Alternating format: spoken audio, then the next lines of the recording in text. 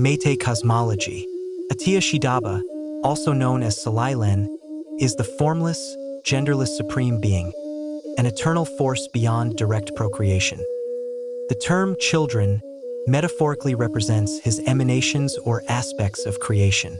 According to some traditions, Atiya Shidaba and Lemuel Shidabi brought forth 7 celestial beings, each governing aspects of nature and human life. These 7 are revered as children or manifestations of Atiya Shidaba's creative power, though not all are literal offspring. The natural elements such as rivers, mountains, and celestial bodies like the sun and stars are also symbolically regarded as his children, embodying his essence.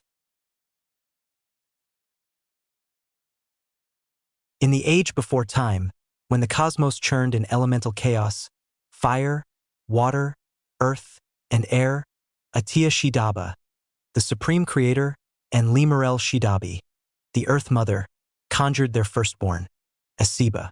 His birth was not of flesh but of pure cosmic essence. The eldest among his kin, Aseeba was entrusted with the foundation of all that was to come. In one telling, Salailen, or a Tinkak, the supreme creator, produced a sacred liquid, Mahi, interpreted as divine essence or life force, and placed it within an Isai Fu, earthen pot, symbolizing a womb of creation.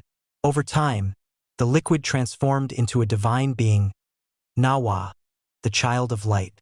This Nawa became the firstborn, Aseeba. This myth echoes cosmogonic themes found across cultures, where life arises from primordial elements through sacred gestation.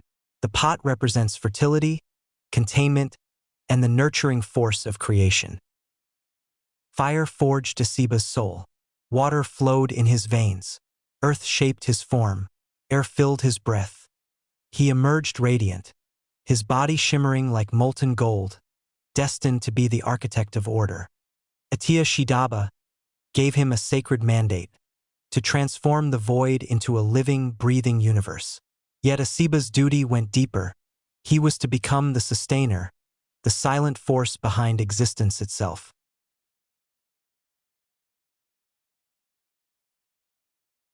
Aseeba began his divine labor by dividing chaos into layers of order. With sweeping gestures, he separated heaven from earth, forging 7 cosmic realms, planes of existence ranging from the divine abodes above to the mortal world below. The highest realm blazed with eternal light, the lowest hummed with raw, primordial energy. Between them stretched layers of stars, storms, and secrets.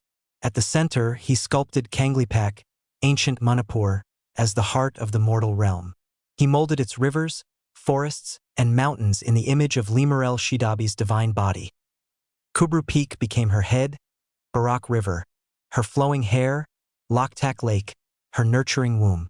Aseeba's hands carved valleys where deities would dwell, and plains where life would sprout. But his task was not merely to build, it was to balance. He set the sun on its arc, the moon on its nightly course, the stars as guides for wandering souls. The elements obeyed his command. Fire warmed, but did not burn. Water nourished, but did not flood. Earth anchored, but did not smother.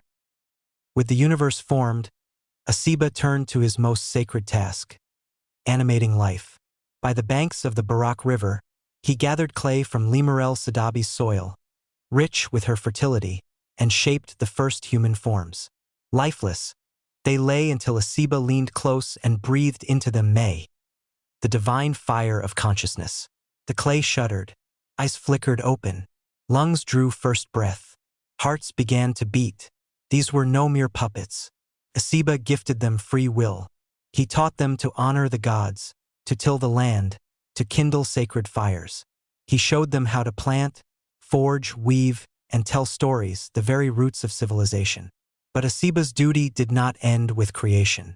He became the guardian of souls, guiding the dead through the 7 realms toward final rest. His golden light became a beacon in the void, a promise that no being would vanish without meaning. Day after day, he prepared the offerings, not as mere ritual, but as a way to give form to devotion. The others knew not the paths of reverence until Aseeba showed them. He taught the gestures of offering, the words that carried sacred intent, and the steps that aligned the soul with the unseen. He established the path of devotion. In his solitude, he observed. He watched the elements change, the unseen forces within them stirring. He discovered fermentation, a quiet alchemy, that later became gift for mortals. Yet, though he had done much, he did not seek reward. He did not ask for dominion, nor did he desire conquest. His labor was his truth, his duty, his purpose.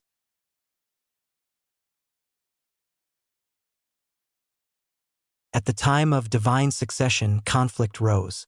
Aseeba, the elder fire, watched as dominion slipped from his grasp. Betrayed and enraged, he summoned a force unlike any before. He raised his arms. The heavens trembled. Raw energy surged. From his fury, Aseeba forged a being of storm and flame, Sanamahi, a winged stallion of obsidian and fire, its shriek like thunder, its hooves striking lightning, its breath a gale of destruction. The horse takes flight, trailing embers across the sky. The world trembles. Some say Aseeba birthed it to reclaim what was lost. Others claim it was meant to unmake the world itself. Some puyas, like Lainingthou, tell how Pakhangba rode out on his own celestial beast to meet the beast in the skies.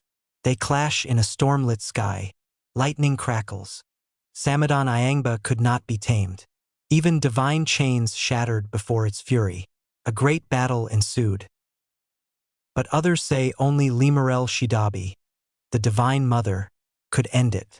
Liability stands serene by a still lake, untouched by chaos. She spoke, "My child, if you do not relent, you will lose more than your throne. You will lose me." Hearing this, Aseeba faltered. His flames dimmed. His wrath softened. With sorrow, he raised a final hand and signaled the end. The sky rips open.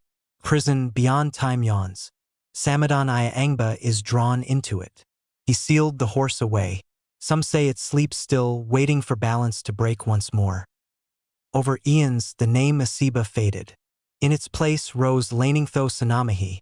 This marked his transformation from creator to sustainer. His spirit merged with the sun, its rays nourishing the world. Morning dew was said to be his tears of joy for flourishing life. Thunderstorms, his anger at imbalance. Lainingthou's presence permeated daily existence.